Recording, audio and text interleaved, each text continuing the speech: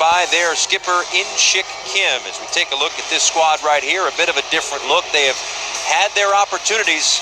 Just 1 run, 2 extra base hits, and 1 for 13 with runners in scoring position with 16 men left on base in 2 games. So they have got to get the bats going somehow, some way, figure something out here, try to get a win on their home turf, quite literally, and get out of pool play with a victory. Jian-Yu Chen is a 26-year-old who's represented Taiwan at junior, college, and senior levels of international competition, and he gets the ball doing the same thing Korea is trying to do, and that is get a victory here in pool play. Well, and so much of it starts with the success of having to be aggressive early in the count. He's a front of the rotation type pitcher, lefty with a typical idiosyncratic delivery, kind of a pause at the top, very crafty. He must change speeds to be successful on both sides of the plate. Not going to wow you with velocity, but his ball moves well, and if he locates, he'll be on top of his game. Let's take a look at the defense behind him for Chinese Taipei as they play in the final game of pool play here in Seoul. Behind Chen, left to right in the outfield, Chang, Lin, and Gao. Third to first on the infield is Zhang, Chen, Lin, and Lin, with Lin behind the plate as well. So that is the defense for Chinese Taipei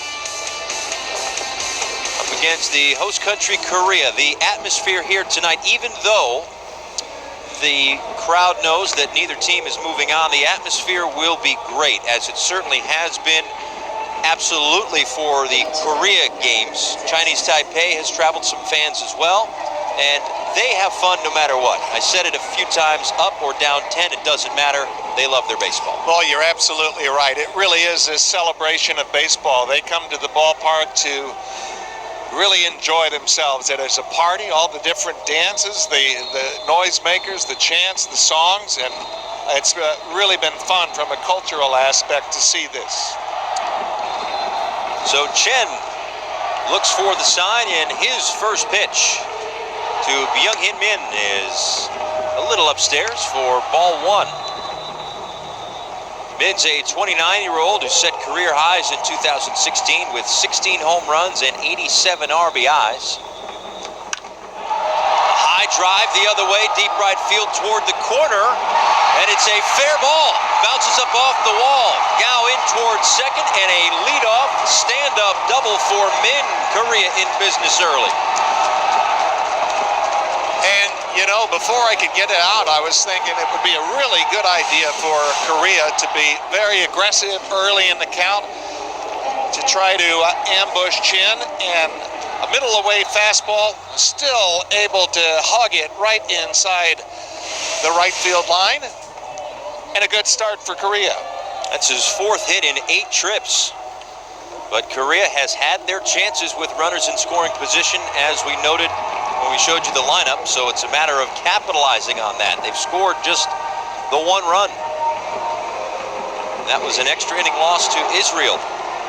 Then a 5-0 defeat at the hands of Netherlands. Both of those 2 teams moving on to Tokyo as Young-Kyu Lee, the center fielder, takes ball 1. I was going to say, watch the drag bunt.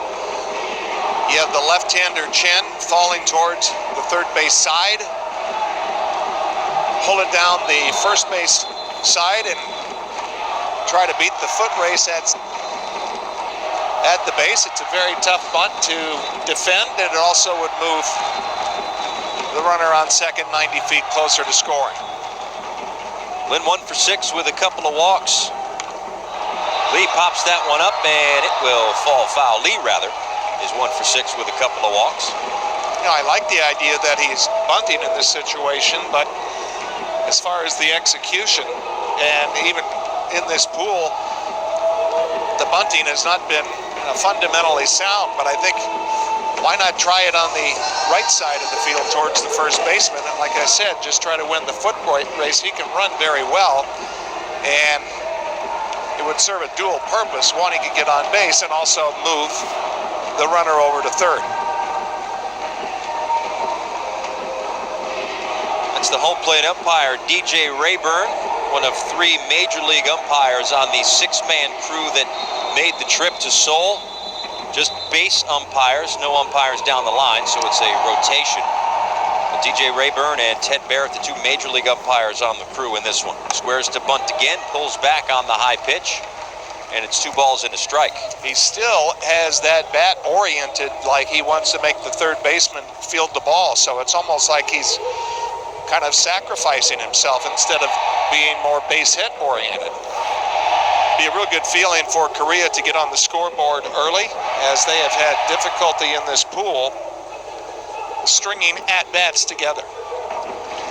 Well, the bunt is a part of his game. 30 sacrifice hits over the last 4 years for Jian-Yu Lee. He's a 31-year-old making his 3rd appearance in the World Baseball Classic. He bats with a runner in scoring position and nobody out here in the 1st. The pitch. He stabs at that one, and it's strike 2.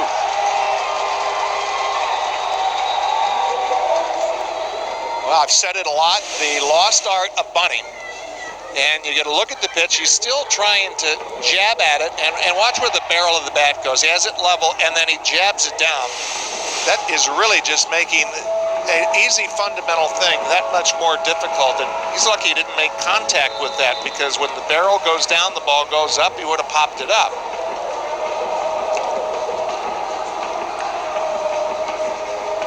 Two balls and 2 strikes to the center fielder, Lee.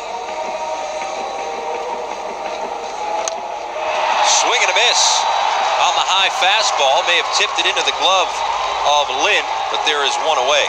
Real unfortunate for Lee. Bad fundamentals on the bunting got him to 2 strikes to where it's an unproductive out and ends in a strikeout.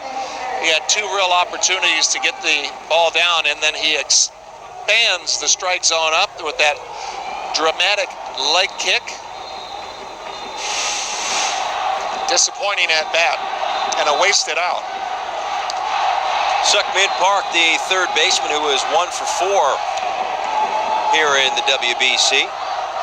He digs in with a runner on and 1 out, and takes a look at strike 1. Park's a 31-year-old who hit a career-high 32 home runs in 2016. He also hit .307 with 104 RBIs in 126 games with the NC Dinos last season. Min with the leadoff double, away from second. They'll keep him close.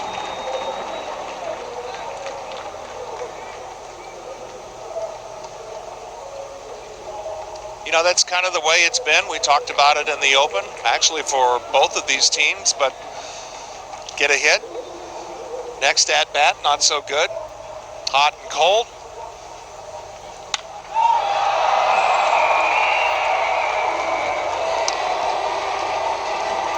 And you mentioned it, Paul, just the immediacy of the format.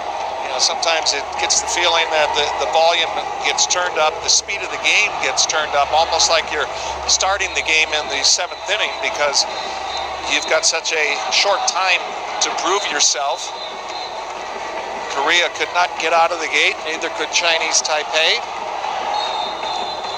Let's see if Korea can do it in the 1st. Serves 1 out to right field, and it falls fair. That will drive home a run. The throw to second is in time. But it's an RBI nonetheless, and a 1-0 lead for Korea.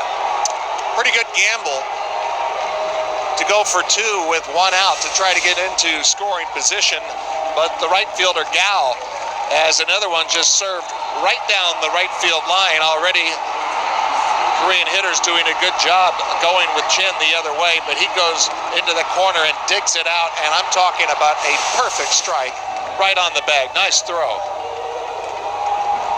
It's Wohei Gao out there in right field on the 9-6 put out, but again, Korea finally does come through with a runner in scoring position as Dae-Ho Lee. As soon as he steps to the dish, he's in scoring position. Big time power. Let's take another look at that throw, and you see how he uses the wall to kind of springboard off of to orient his body right towards second base, and a perfect throw. Beautifully done. Dae-Ho Lee swings and fouls that back. Now on that last look there, you saw a close play at second base, and I think it's worth noting that even though there is instant replay in the World Baseball Classic, it's not the full-on instant replay that people may be used to at the major league level. It expands as the tournament goes along. Lee did not check his swing, and he is retired on strikes. A 1-0 lead. A run in the first for Korea. Taipei coming to the bat rack.